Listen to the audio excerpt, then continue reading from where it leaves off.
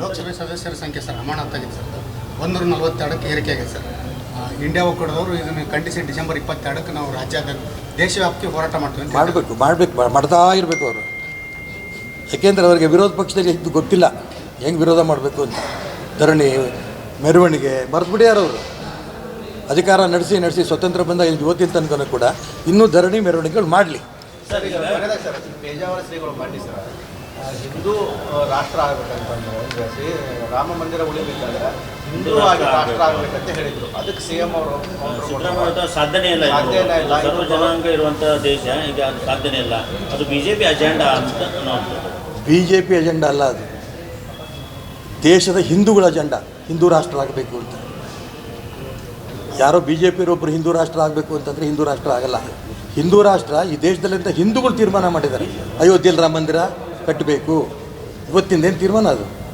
ಸ್ವಾತಂತ್ರ್ಯ ಪೂರ್ವದಿಂದನೂ ಹೋರಾಟ. ಮಥುರಾ, ಕಾಶಿ ಎಲ್ಲವನ್ನು ಒಡೆದಾಕಿದ್ರಲ್ಲ ಮುಸಲ್ಮಾನರದ್ದು ಆ ಕಾಲದಲ್ಲಿ. ಅದನ್ನೆಲ್ಲ ಉಳಿಸ್ಬೇಕು ಅನ್ನೋಂಥ ತಾನೇ ಸ್ವತಂತ್ರಕ್ಕೋಸ್ಕರ ಹೋರಾಟ ಮಾಡಿ ಸ್ವರ್ಗದಲ್ಲಿ ಸ್ವಾತಂತ್ರ್ಯ ಹೋರಾಟಗಾರರಲ್ಲಿ ಇರೋದು.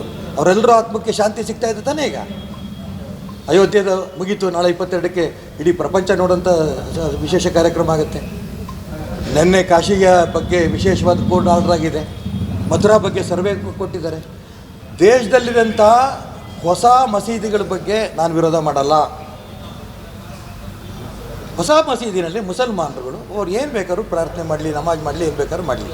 ಆದರೆ ನಮ್ಮ ದೇವಸ್ಥಾನಗಳನ್ನು ಕೆಡವಿ ಮಸೀದಿ ಕಟ್ಟ್ಯಾರಲ್ಲ, ಒಂದೇ ಒಂದು ಮಸೀದಿನೂ ಉಳಿಸಲ್ಲ ಈ ದೇಶದಲ್ಲಿ.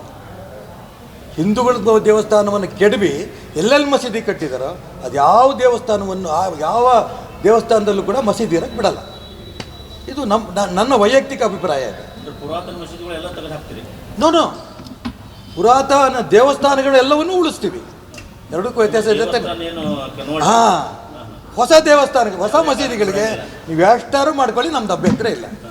ಹಿಂಗಂದ ತಕ್ಷಣ ಅವರು ಕಾಂಗ್ರೆಸ್ಸನ್ನು ಹೇಳ್ತಾರೆ ನೋಡಿ, ನಿಮ್ಮದೇ ಮಾತು ಹೇಳಕ್ಕೆ ಹೋಗ್ತಾರೆ ಅವರು.